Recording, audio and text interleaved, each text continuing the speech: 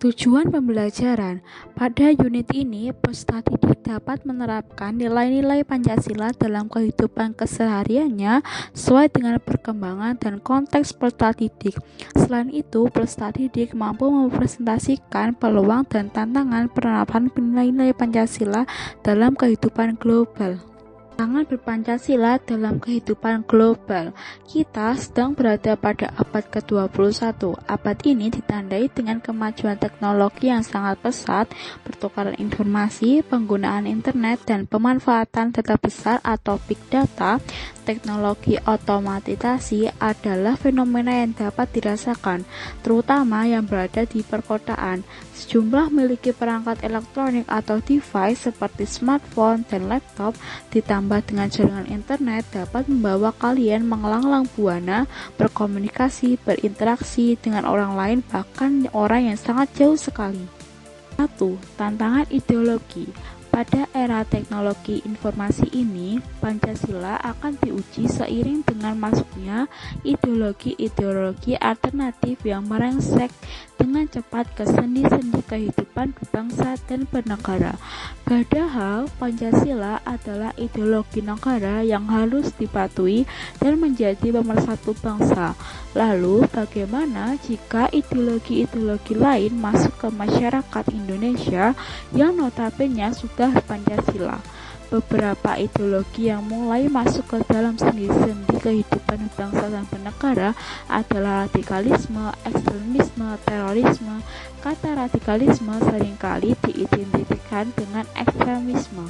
Nah, kita tahu ideologi radikalisme, ekstremisme, dan terorisme mulai menjangkiti bangsa Indonesia.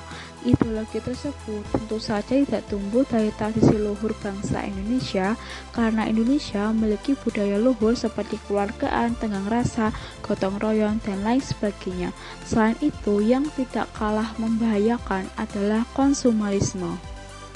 Hoax dan false truths. Salah satu dampak lain dari meningkat pesatnya teknologi informasi adalah banjirnya informasi. Sebelum era media sosial seperti sekarang, informasi disampaikan hanya melalui lembaga-lembaga tertentu, baik dalam siaran radio, televisi, dan website. Namun pada era sekarang ini, setiap dari kita menjadi konsumen dan produsen informasi sekaligus. Disebut konsumen karena kita juga menerima dan menyerap berbagai informasi dari kanal baik berupa radio, televisi, maupun media sosial seperti Facebook, Twitter, dan YouTube. Kita semua bisa menjadi produsen informasi karena kita menyiarkan apa yang kita ketahui kepada publik luas melalui media sosial yang kita punya. Karena itulah banyak kita jumpai beredarnya hoax atau informasi palsu di media sosial kita. Kementerian Komunikasi dan Informatika Kominfo telah mengidentifikasi 3.901 berita palsu atau berita bohong hoax selama periode Agustus 2018 hingga November 2019. Ini tentu berbahaya. Dalam ilmu komputer terkenal istilah garbage in, garbage out. Artinya, jika kita terima atau kita konsumsi adalah sampah, sampah pula lah yang kita keluarkan. 3. Tantangan global.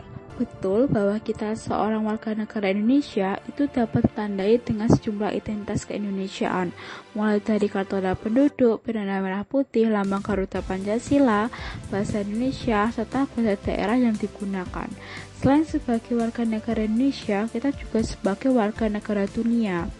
Indonesia sebagai negara dan bangsa tidak dapat mengisolasi diri, tidak bergaul dengan bangsa-bangsa lain dari negara lain. Terlebih dengan bantuan teknologi informasi, sekat-sekat batas negara itu menjadi tipis.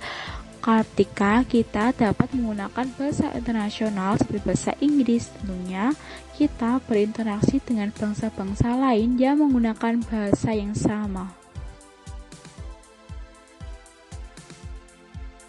Peluang berpancasila dalam kehidupan global. Bangsa yang religius, ramah dan damai.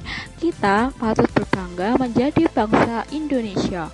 Di antara karakteristik kuat yang dimiliki oleh bangsa Indonesia adalah religiusitas, keramahan, dan mencintai perdamaian. Di Indonesia ada banyak agama atau kepercayaan, suku, ras, dan bahasa yang kesemuanya dapat hidup rukun. Kita masih memiliki sejumlah tradisi yang memberi semangat kerukunan dan perdamaian. Di Bali ada tradisi ngejot, tradisi berupa pertukaran makanan antar pemeluk agama yang berbeda.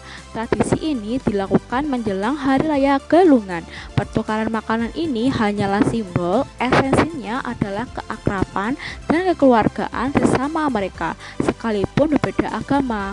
Di Maluku, terdapat tradisi pela gandong. Pela diartikan sebagai suatu relasi perjanjian persaudaraan antara satu negeri dengan negeri lain yang berada di pulau lain dan kadang menganut agama yang berbeda. Sedangkan gandong bermakna adik.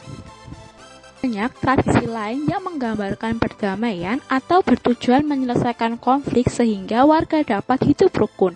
Kalian dapat menggali sejumlah tradisi di daerah kalian yang menurut kalian dapat menjadi pemersatu antar bangsa.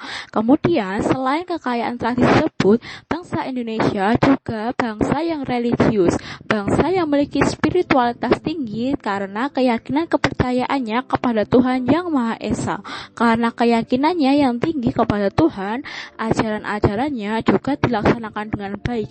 Bangsa Indonesia memandang manusia memiliki dua dimensi, yakni jiwa dan raga, atau jasmani dan rohani. Kedua dimensi tersebut harus seimbang.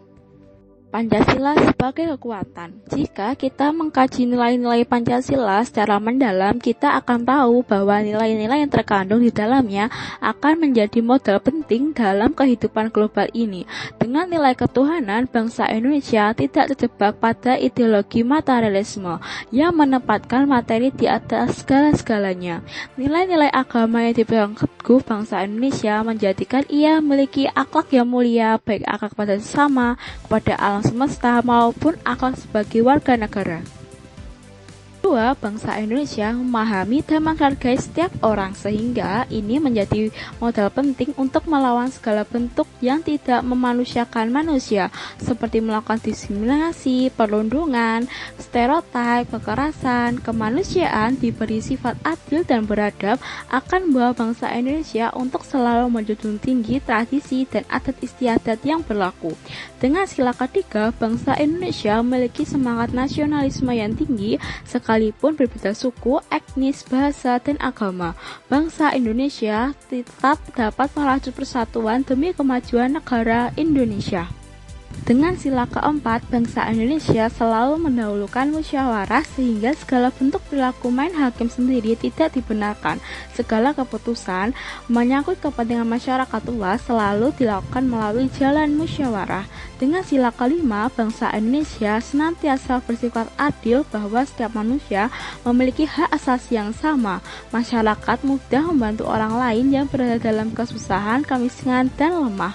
Semua nilai-nilai Pancasila tersebut tidak hanya tertulis di dalam buku-buku pelajaran atau undang-undang, tetapi telah ada menjadi tradisi yang berurat akar dalam masyarakat Indonesia. Meningkatkan keterampilan diri. Untuk meningkatkan peluang menerapkan Pancasila dalam kehidupan global, kalian perlu membekali diri dengan berbagai keterampilan penting yang dibutuhkan pada abad ini, seperti kolaborasi, komunikasi, literasi, dan lain sebagainya.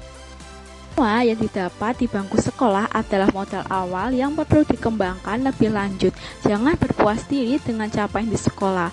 Ada banyak orang yang sukses saat di bangku sekolah, tidak termasuk orang yang mendapatkan ranking di kelas.